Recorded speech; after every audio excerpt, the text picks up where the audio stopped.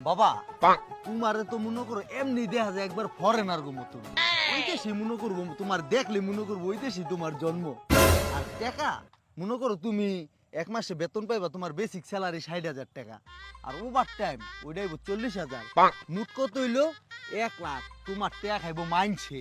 আর এই যে পোশাক আশাক বেশি নিও না, কোম্পানির পোশাক পরে তো তুমি কুল পাইবা না, বুঝো নাই?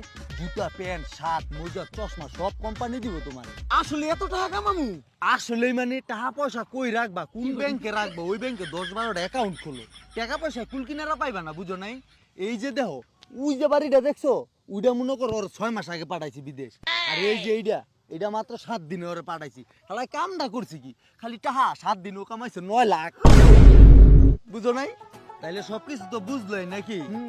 তো এখন একটা কাম করো, এখন আপাতত 3 লাখ দাও, বাকিটা তুমি ওই দেশে যে পরে দিও, আমি বাকিটা দেখতাছি।